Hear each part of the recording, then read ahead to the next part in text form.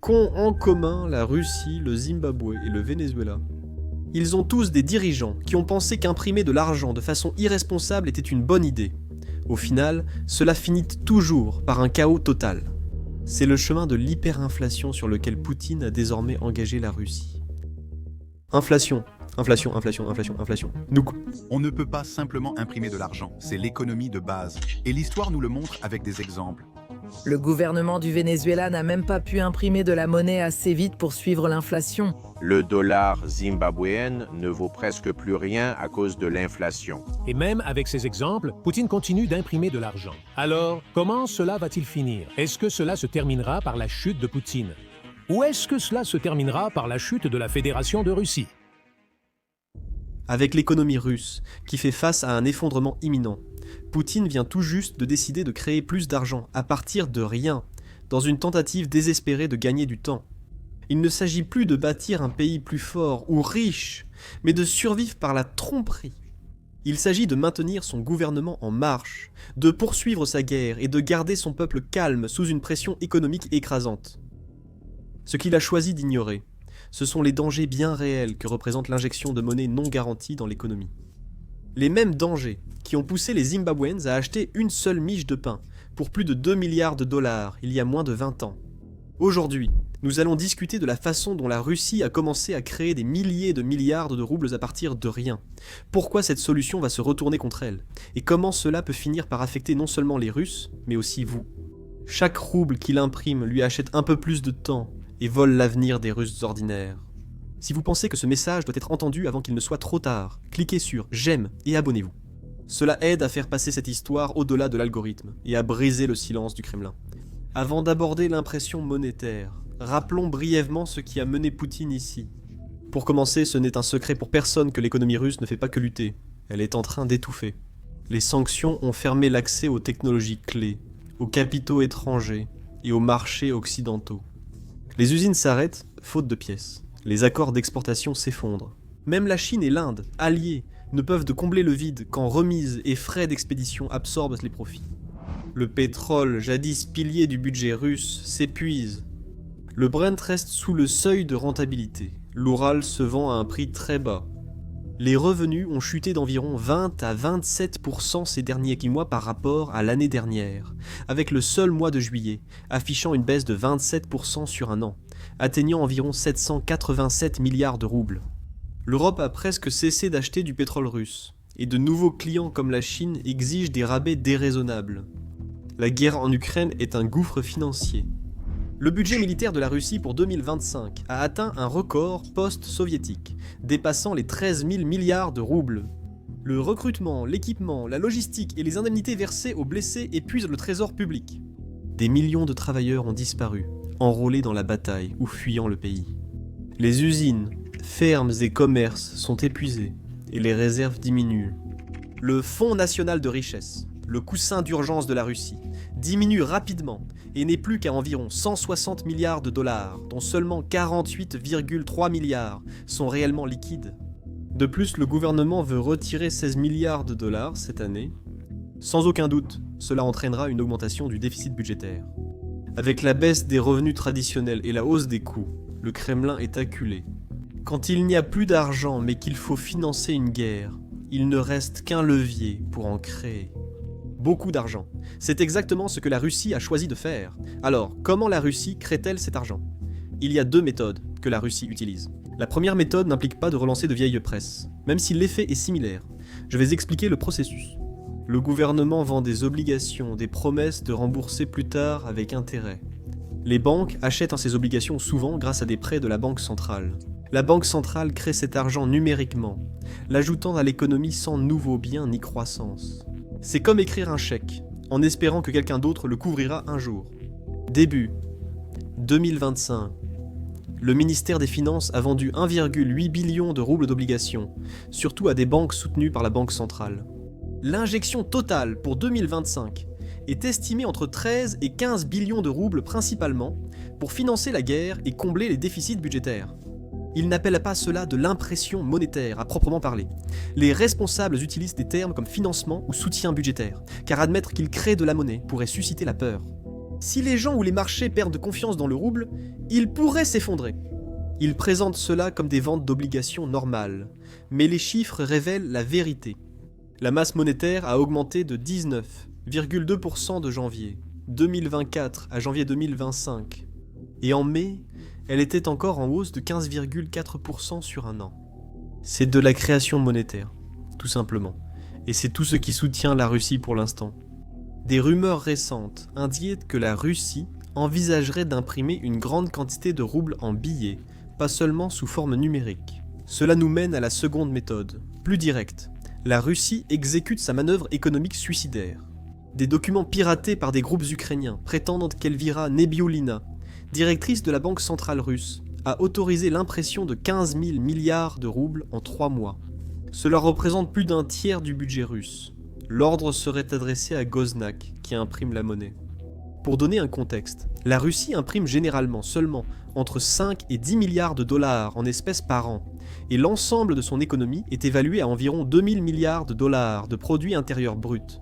Imprimer 15 000 milliards de roubles, ce qui équivaut à environ 165 milliards de dollars américains, doublerait presque le montant total de liquidités physiques en circulation dans le pays.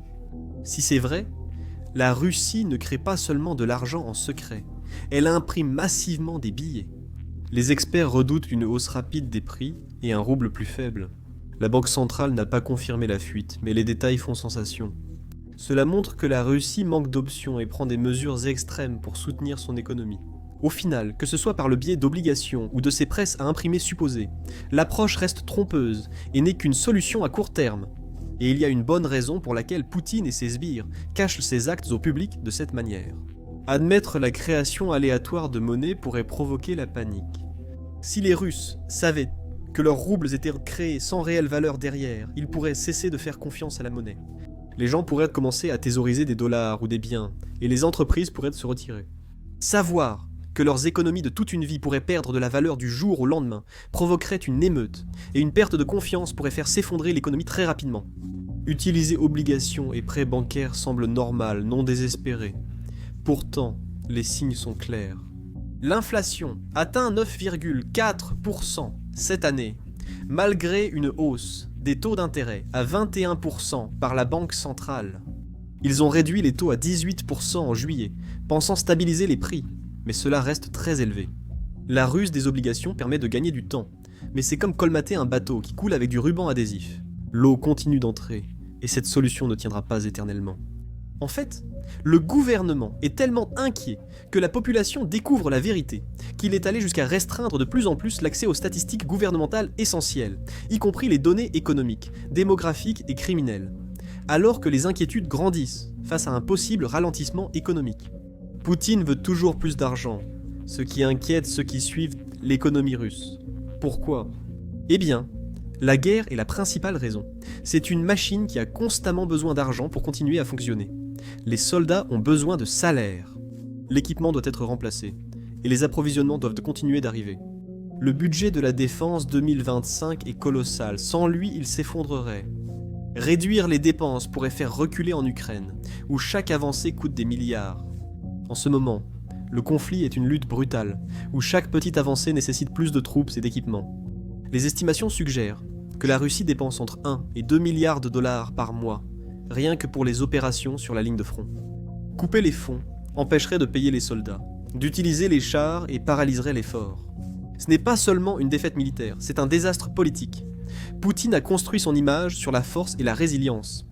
Reconnaître que la guerre doit cesser ternirait son image, et il refuse ce risque. Alors, l'argent continue de couler, même si cela signifie creuser un trou économique encore plus profond. La fierté de Poutine compromet l'avenir économique russe. La guerre épuise les ressources et bouleverse aussi la vie à la maison. Le gouvernement utilise ces fonds pour financer les subventions, augmenter les salaires clés et revaloriser les pensions. Les pénuries de main-d'œuvre sont sévères. Il manque 2,6 millions de travailleurs et jusqu'à 11 millions de postes pourraient rester vacants d'ici 2030 si la tendance continue. Les entreprises doivent augmenter les salaires pour garder leur personnel, ce qui augmente les coûts. Début août, le gouvernement a aussi annoncé une légère hausse des pensions pour les retraités actifs. Avec l'inflation qui explose, cela change peu. Le gouvernement se vante d'un faible taux de chômage, officiellement inférieur à 3%, mais c'est trompeur. Beaucoup de travailleurs sont dans l'armée, et plus d'1 million de personnes ont quitté la Russie depuis 2022 là. Sans cet argent supplémentaire, les salaires et les pensions pourraient être réduits, et cela pourrait provoquer de la colère. Pour l'instant, il faut éviter que les gens subissent toute la douleur économique. Mais c'est un équilibre fragile, et les fissures commencent à apparaître dans la vie quotidienne. Politiquement, il s'agit de rester au pouvoir. Le pouvoir de Poutine repose sur la croyance qu'il contrôle tout. Réduire les dépenses pourrait entraîner des retards de salaire, des coupes dans les pensions et des protestations. En Sibérie et Extrême-Orient, enseignants et médecins attendent leur salaire depuis des semaines, les retards ayant triplé depuis 2024. De petites manifestations ont éclaté, principalement à cause de coupes budgétaires locales, mais elles constituent un avertissement. Si les gens commencent à se sentir trop pressurés, ces manifestations pourraient prendre de l'ampleur. C'est en partie pour cela qu'il ne peut pas arrêter d'imprimer de l'argent. L'argent créé artificiellement maintient l'illusion de stabilité d'un système en réalité précaire. Poutine évoque la résilience et affirme que la Russie surmonte les sanctions. Mais la vérité était plus compliquée. Et maintenir cette illusion est l'une des principales raisons pour lesquelles l'argent continue d'affluer. Maintenir la population calme a un coût. Quand l'État injecte des liquidités pour payer salaires et retraites, un autre problème apparaît, l'inflation. Injecter de l'argent sans accroître les biens comme la nourriture, les vêtements ou le carburant fait monter les prix. On observe cet effet en temps réel, car les produits russes courants deviennent plus chers. Une miche de pain, qui coûtait 50 roubles en 2024 coûte maintenant 60 ou plus. Et les céréales ont augmenté de 15% dans certaines régions. Pour les produits de base comme les pommes de terre et le beurre, cela semble encore plus élevé, surtout dans les régions rurales. Dans l'Extrême-Orient, certains magasins manquent de lait et de beurre, rappelant les pénuries de l'époque soviétique. Le gouvernement parle de contrôle des prix, en fixant des plafonds sur ce que les magasins peuvent facturer pour les produits de première nécessité. Cela paraît utile, mais cela va souvent à l'encontre du but. Les magasins ne vendent pas à perte. Ils arrêtent que simplement de stocker les articles, laissant les rayons vides. Ils préfèrent ne rien vendre plutôt que de perdre de l'argent. Les pays comme le Venezuela ayant créé de la monnaie ont connu des pénuries aggravées. La Russie n'y est pas encore, mais ces signes sont précurseurs. Nous verrons plus tard une étude de cas sur ces pays pour comprendre pourquoi la voie de la Russie échoue. Cependant, l'inflation n'est pas la seule pression qui pèse sur les ménages. Le rouble lui-même perd de la valeur et cela rend la vie quotidienne plus difficile. Début d'année, il valait environ 70 pour $1. Il est tombé à 80, et des analystes prévoient 90 ou 100 si le pétrole reste bas ou si les sanctions s'accentuent. Un rouble faible rend les importations comme les médicaments, l'électronique ou la nourriture de Chine ou d'Inde plus coûteuses. La Russie importe 30% de ses fournitures médicales. Les prix montent. Un rouble faible profite un peu au gouvernement via les ventes de pétrole, mais c'est négatif pour la population. La hausse des prix force les familles à étirer leur budget pour les courses et factures. Les taux d'intérêt élevés de la banque centrale, même après une baisse, rendent les prêts et les hypothèques coûteux. Un prêt pour petite entreprise à 20% d'intérêt freine la croissance. Choix difficile. Des taux élevés freinent l'inflation, mais pénalisent les entreprises, tandis que des taux bas peuvent augmenter les prix. Cette turbulence économique impacte déjà la vie quotidienne. Et pour beaucoup de Russes, la pression devient impossible à ignorer. Mais alors que les Russes ordinaires peinent, certains s'en sortent très bien. La corruption détourne discrètement l'argent destiné à l'aide. Quand l'argent circule via des transactions opaques, comme la vente d'obligations, certains en profitent facilement. La Russie a déjà connu cela. Dans les années 1990, les fonds de sauvetage pour les banques ont profité aux initiés. Aujourd'hui, les élites proches du Kremlin ou à la tête de grandes entreprises en profitent probablement. Les affaires de corruption sont en hausse. En 2025, plus de 5000 affaires ont été ouvertes, dont celle du vice-ministre de la Défense Tamir Ivanov, condamné à 13 ans pour avoir détourné 4,1 milliards de roubles. Ceci n'est sans doute que la partie visible de l'iceberg. Quelques-uns profitent du système, alors que la majorité des Russes en souffrent. Ceux-ci détournent l'argent de la guerre ou des services publics, comme les hôpitaux ou les enseignants, et accroît le ressentiment. Lorsque les gens voient les prix augmenter sans réelle amélioration, ils remarquent l'écart entre ce qui est promis et ce qui est réellement livré. C'est dangereux dans un pays où la loyauté au gouvernement est cruciale. Poutine crée aussi de l'argent pour garantir la loyauté des élites et oligarques. Pour survivre politiquement, il doit gagner du temps et assurer la loyauté. Et en ce moment, cette loyauté coûte de plus en plus cher. Les élites et oligarques russes forment la base du pouvoir de Poutine. Les hommes dominent le pétrole, le gaz, la finance, la construction et les mines. Beaucoup sont milliardaires grâce au Kremlin, leur loyauté étant motivée par les avantages, non l'idéologie. Ils restent loyaux tant qu'ils gagnent de l'argent. Mais si la richesse cesse, la base vacille. Les sanctions ont déjà coupé beaucoup d'entre eux des banques occidentales, saisi leurs yachts, gelé leurs biens immobiliers et bloqué l'accès à leurs avoirs à l'étranger. Les affaires se compliquent, les profits baissent et leur vie internationale souffre. À mesure que la guerre s'éternise, le coût de la loyauté devient de plus en plus difficile à justifier. C'est là que l'impression de monnaie devient un outil politique. Le Kremlin s'en sert pour assurer les contrats d'État, financer un budget de défense élevé et subventionner les industries de ses puissants alliés. Il ne s'agit pas de sauver toute l'économie russe, mais d'éviter que les acteurs influents se retournent contre celui qui tient tout, même avec un rouble faible et l'inflation. Si les oligarques sont payés et leurs entreprises survivent, ils questionnent moins le statu quo. Mais des signes de mécontentement apparaissent. Certains oligarques expriment leur frustration concernant la guerre et ses conséquences économiques. Certains émettent des critiques subtiles. D'autres déplacent familles et avoirs vers des pays plus sûrs.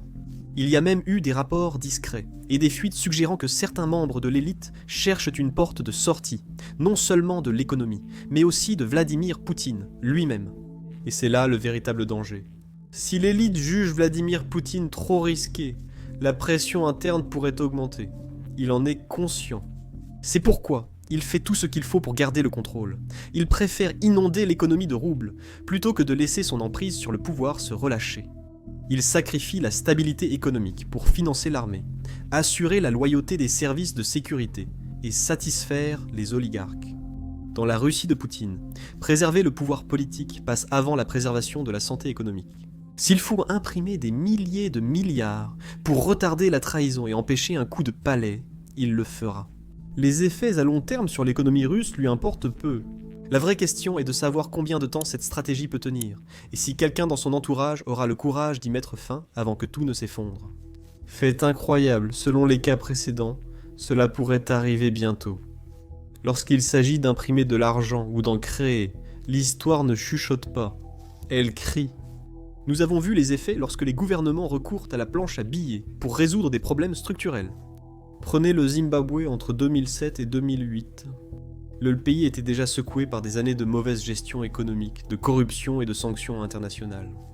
Mais lorsque les caisses de l'État se sont retrouvées à sec, la banque de réserve a simplement imprimé davantage de dollars zimbabwéennes pour masquer la crise. Au début, cela semblait être une solution temporaire, mais ensuite les prix ont commencé à doubler chaque jour. Les gens transportaient des sacs de billets pour acheter du pain. Un billet de 100 000 milliards de dollars ne suffisait pas pour acheter une miche de pain. L'économie est tombée dans une totale désorganisation. En 2009, le dollar zimbabwéen a disparu. L'inflation dépassant 200 millions de pourcents a fait perdre toute confiance dans la monnaie. Elle a été abandonnée au profit du dollar américain et du rand sud-africain pour maintenir le commerce. Les conséquences allaient au-delà de l'argent. Cela y a provoqué une faim généralisée, plus de 80% de chômage et une crise humanitaire poussant des millions à fuir en réfugiés. Le produit intérieur brut du Zimbabwe a diminué de plus de 40% pendant cette période, transformant une économie autrefois prometteuse en un avertissement sur la façon dont la création monétaire incontrôlée détruit la confiance et la stabilité à la base. La chute du Venezuela a débuté vers 2015, suivant un schéma similaire. La chute des prix du pétrole en 2014 a tari la principale source de revenus du pays. Plutôt que de réduire les dépenses ou réformer, le gouvernement Maduro a accéléré l'impression de billets, provoquant une inflation explosive. D'abord 3 chiffres, puis des milliers, les rayons vides, les hôpitaux sans médicaments. La criminalité a explosé et plus de 7 millions ont fui le pays. L'un des pays pétroliers les plus riches d'Amérique du Sud illustre la rapidité d'un effondrement, quand une monnaie perd sa valeur. Les marchés noirs prospéraient, les échanges de produits de base se multipliaient, et le bolivar devenait sans valeur, l'hyperinflation dépassant 1 million % en 2018. Les tentatives du gouvernement de contrôler les prix n'ont fait qu'aggraver les pénuries, car les producteurs ont préféré arrêter leurs activités plutôt que de vendre à perte, ce qui a entraîné des supermarchés vides et de longues files d'attente pour la nourriture subventionnée. L'agitation sociale a débordé en de vastes manifestations, réprimées par des mesures sévères qui ont creusé davantage le fossé entre le régime et le peuple. La Russie n'en est pas encore là. L'inflation reste officiellement en dessous de 10% et le pays continue d'exporter du pétrole et du gaz. Elle a toujours des partenaires en Asie, mais les alertes se multiplient. Lorsque les problèmes surgissent, ils frappent vite et fort. Le rouble a beaucoup perdu depuis le début de la guerre. Les prix augmentent régulièrement et la banque centrale épuise ses réserves pour maintenir la stabilité. Discrètement, le gouvernement russe a commencé à émettre d'énormes montants de dette intérieure et la banque centrale en est désormais un acheteur clé. En termes simples, ils impriment des roubles pour combler des déficits croissants. Et c'est ainsi que tous ces autres pays ont commencé. La Russie est plus dangereuse que le Zimbabwe ou le Venezuela en raison de son échelle. Il ne s'agit pas d'un petit pays en marge de la finance mondiale. C'est une puissance nucléaire avec plus de 140 millions d'habitants de grandes villes et des implications mondiales. Si l'inflation s'envole, si la confiance dans le rouble s'effondre, ou si les sanctions continuent de resserrer les taux, l'impact ne sera pas contenu. Les conséquences économiques pourraient dépasser les frontières, augmenter les prix de l'énergie, déstabiliser les voisins et causer des chocs financiers au-delà de Moscou. Par exemple, une chute soudaine de la production pétrolière russe pourrait faire grimper les prix mondiaux du brut de 10 à 20%, affectant tout, des stations-service en Europe aux coûts de fabrication en Asie. Le Kazakhstan et la Biélorussie, dépendant du commerce russe, risquent d'évaluation monétaire ou perturbation d'approvisionnement. Le scénario est bien connu. Ignorer les fondamentaux, imprimer de l'argent pour rester à flot et repousser les conséquences jusqu'à ce qu'elles deviennent inévitables. La seule question maintenant est de savoir combien de temps la Russie peut continuer ce numéro d'équilibriste avant que tout ne bascule. Vous pensez peut-être, beaucoup de pays ont déjà imprimé de l'argent, alors quel est le problème ? Qu'est-ce qui différencie la Russie des États-Unis ou de l'Union européenne ? Après tout, après la crise financière de 2008, les deux ont injecté des milliers de milliards dans leurs économies, grâce à l'assouplissement quantitatif. La réserve fédérale a acheté des obligations, comme la banque centrale russe. Mais l'inflation est restée basse et est près de 2%. Pourquoi ? C'était grâce à la confiance et à la transparence. Les gens croyaient que le dollar et l'euro conserveraient leur valeur parce que ces systèmes sont ouverts, avec des règles claires, des tribunaux indépendants et des marchés libres. Les banques centrales justifiaient leurs actes, et les marchés leur faisaient de confiance pour reculer si besoin. Ce n'est pas le cas de la Russie. Les sanctions l'isolent, et le contrôle de l'information réduit la confiance. Si les gens doutent du rouble, ils pourraient thésauriser des biens ou des dollars, aggravant ainsi l'inflation. La Banque centrale parle de soutien ciblé, mais avec 160 milliards de réserves et 2,2 trillions de déficit, la marge d'erreur reste faible. Le krach du rouble des années 1990, où les économies ont disparu, hante toujours les Russes. Et ce souvenir pourrait déclencher la panique si la confiance s'effrite. Les conséquences de la stratégie économique de la Russie ne s'arrêtent pas à ses frontières. La situation interne pourrait avoir des répercussions externes. Une Russie affaiblie peut d'abord sembler une victoire pour ses rivaux, mais ce n'est pas si simple. La pression économique pourrait obliger Moscou à réduire sa présence mondiale, en particulier dans des endroits comme la Syrie ou l'Afrique, où elle a dépensé des milliards dans des opérations militaires et des campagnes d'influence. Bien que la Russie ait déjà redéployé certaines forces de Syrie pour se concentrer sur l'Ukraine, elle y maintient toujours une présence. En Afrique, son influence grandit, avec des sociétés militaires privées désormais sous contrôle russe. Mais le désespoir pourrait aussi déclencher un comportement plus agressif. Moscou pourrait aggraver le conflit en Ukraine, déstabiliser les pays baltes ou accentuer les cyberattaques contre l'Occident. L'arsenal nucléaire et la puissance militaire russe restent incontournables. Si la pression interne monte, Poutine pourrait agir agressivement à l'extérieur pour obtenir un soutien interne, impliquant potentiellement l'OTAN ou perturbant les routes maritimes mondiales, comme en mer Noire. Si l'économie chute encore, cela pourrait provoquer des troubles, des manifestations, des rivalités entre élites et remettre en cause le pouvoir de Vladimir Poutine. Ces séparatismes régionaux sont improbables à court terme. Une Russie très divisée pourrait devenir instable, inquiétant notamment la Pologne et la Finlande. Des partenaires comme la Chine seraient aussi touchés. La Chine achète aujourd'hui 40% du pétrole exporté par la Russie, contre 20% avant la guerre. Mais cette relation n'est pas basée sur la loyauté. En cas de déclin économique russe, la Chine pourrait demander de plus fortes remises ou plus de contrôle sur les projets communs. C'est pareil pour l'Inde et la Turquie. Elles commerceront avec la Russie selon leurs conditions. Par exemple, l'Inde paie en roupies, ce qui laisse la Russie avec une devise qu'elle a du mal à dépenser efficacement, ajoutant ainsi une nouvelle couche d'inefficacité à ses accords. Une Russie affaiblie pourrait aussi secouer les marchés mondiaux. Si les exportations de pétrole chutent brusquement, les prix mondiaux de l'énergie pourraient s'envoler, affectant des pays allant des États-Unis jusqu'au Japon. Les répercussions de la crise économique russe ne resteraient pas confinées à ses frontières. Prenez par exemple le risque de flux de réfugiés. Si les conditions de vie se détériorent, davantage de Russes pourraient demander l'asile en Europe, mettant sous pression les ressources dans des pays comme l'Allemagne ou les États baltes. Ou pensez au marché des matières premières. La Russie exporte du nickel et du palladium. Des perturbations pourraient renchérir les véhicules électriques et freiner la transition énergétique. Cette onde de choc mondiale est déjà en train de remodeler le commerce. Alors que la Russie se détourne de l'Occident, elle s'efforce de construire de nouveaux liens économiques. Les sanctions ont forcé la Russie à se tourner de l'Europe vers l'Asie, mais ce n'est pas sans difficulté. La Chine pèse maintenant 50% des exportations russes, contre 30% en 2021. Mais ils exigent d'importantes remises. L'Inde achète plus de pétrole, mais paie en roupies, que la Russie a du mal à dépenser. Le commerce avec la Turquie a cru de 20% depuis 2022, surtout pour des produits de faible valeur. Ces accords permettent donc de maintenir un certain flux de liquidités, puisque la Russie a gagné 100 milliards de dollars grâce au commerce non occidental en 2024, mais cela ne suffit pas à compenser la perte des marchés occidentaux. Les sanctions empêchent aussi l'importation de technologies comme les semi-conducteurs, essentiels pour l'armement et l'industrie russe.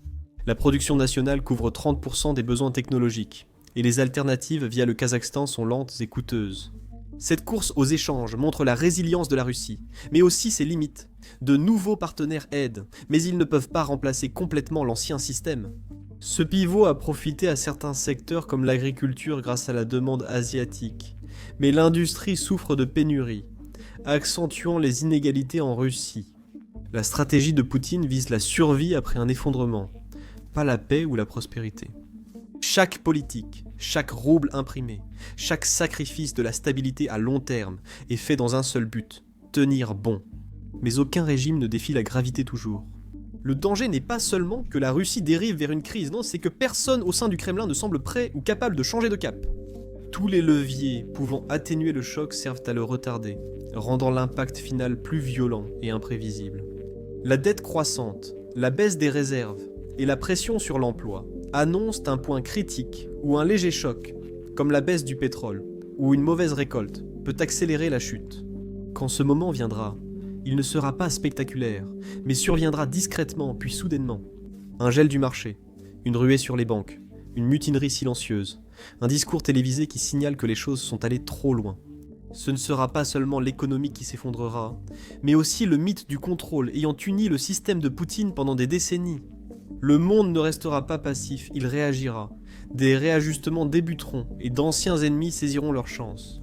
Les alliés réévalueront leur position. Les conséquences dépasseront la Russie, comme toujours lors de la chute d'une grande puissance. C'est le prix à payer pour avoir imprimé de l'argent pour garder le pouvoir. Cela compromet l'économie et l'avenir. Alors que les réserves pétrolières russes baissent, la pression augmente, accentuant la dépendance à cette voie risquée.